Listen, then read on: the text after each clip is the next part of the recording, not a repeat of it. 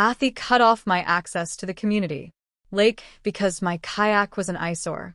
So I moved a dilapidated historic landmark right next to their pristine infinity pool.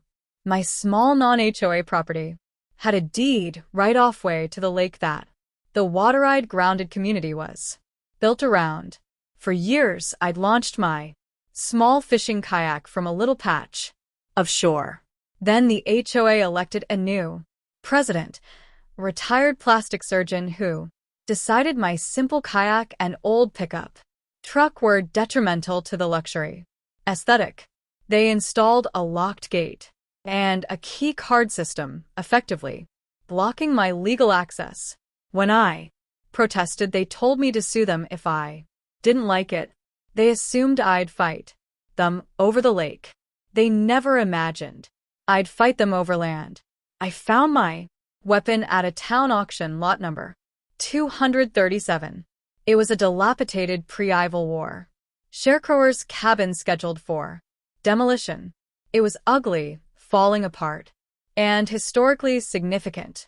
Most importantly, it was portable. I bought it for $500. Then I did my research. The HOA's beautiful multi-million-dollar clubhouse and pool were built on a parcel of land that had a very specific zoning restriction, a scenic easement. This meant nothing could be built on the adjacent lots that would negatively impact the scenic vista.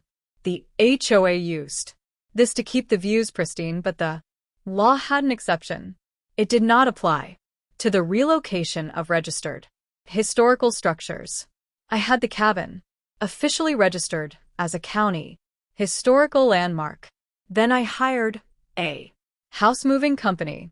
One morning, the residents of Water-Eyed Grand woke up to the sight of a crumbling 170-year-old wooden shack being slowly craned onto the empty lot directly bordering their pool and clubhouse. It was perfectly legal. The visual was devastating. Their sparkling resort-style oasis now had a front-row view of a dilapidated, historically protected shack. The contrast was so jarring it was comical. Their property values were instantly impacted.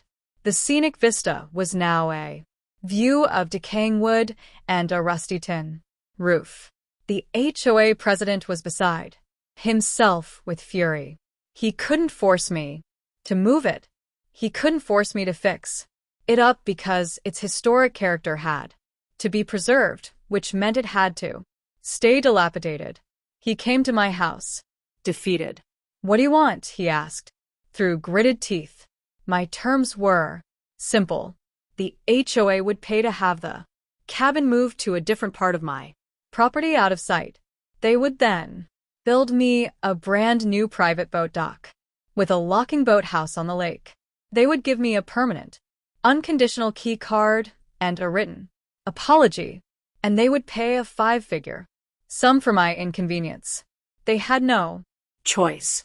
Today, I have the nicest dock on the lake. The cabin sits peacefully in my backwoods, and the HOA members can enjoy their pool without being reminded of the time they picked a fight with history and lost. If you love this story, hit like and subscribe.